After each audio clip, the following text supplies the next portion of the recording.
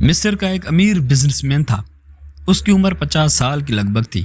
ایک دن اس کو دل میں تکلیف کا احساس ہوا اور جب اس نے قاہرہ کے سب سے بڑے ہسپتال میں اپنا علاج کرایا تو انہوں نے معذرت کرتے ہوئے اسے یورپ جانے کا کہا۔ یورپ میں تمام ٹیسٹ مکمل کرنے کے بعد وہاں کے ڈاکٹروں نے اسے بتایا کہ تم صرف چند دن کے مہمان ہو کیونکہ تمہارا دل کام کرنا چھوڑ رہا ہے۔ وہ شخص بائی پاس کروا کر مصر واپس آ گیا اور اپنی زندگی کے باقی دن گن گن کر گزارنے لگا۔ ایک دن وہ ایک دکان سے گوشت خرید رہا تھا جب اس نے دیکھا کہ ایک عورت کسائی کے پھینکے ہوئے چربی کے ٹکڑوں کو جمع کر رہی ہے۔ اس شخص نے عورت سے پوچھا تم اسے کیوں جمع کر رہی ہو؟ عورت نے جواب دیا کہ گھر میں بچے گوشت کھانے کی ضد کر رہے تھے کیونکہ میرا شوہر مر چکا ہے اور کمانے کا کوئی ذریعہ بھی نہیں ہے، اسی لیے میں نے بچوں کی ضد کی بدولت مجبور ہو کر یہ قدم اٹھایا ہے۔ اس پھینکی ہوئی چربی کے ساتھ تھوڑا بہت گوشت بھی آ جاتا ہے جسے صاف کر کے پکا لوں گی۔ بزنس مین کی آنکھوں میں آنسو آ گئے۔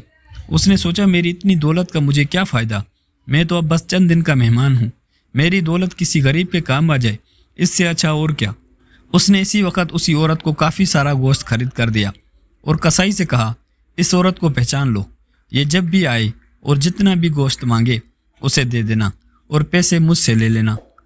اس واقعے کے بعد وہ شخص اپنے روزمرہ کے معمولات میں مصروف ہو گیا۔ کچھ دن اسے دل میں کسی تکلیف کا احساس نہ ہوا تو اس نے قاہرہ میں موجود لیبارٹری میں دوبارہ ٹیسٹ کرائے۔ ڈاکٹروں نے بتایا کہ رپورٹ کے مطابق آپ کے دل میں کوئی مسئلہ نہیں ہے، لیکن تسلی کے لیے آپ دوبارہ یورپ میں چیک اپ کروائیں۔ وہ شخص دوبارہ یورپ گیا اور وہاں ٹیسٹ کرائے۔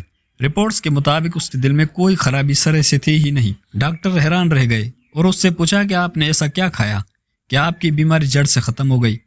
اسے وہ گوشت والی بیوہ یاد آئی اور اس نے مسکرا کر کہا علاج وہاں سے ہوا جس پر تم یقین نہیں رکھتے۔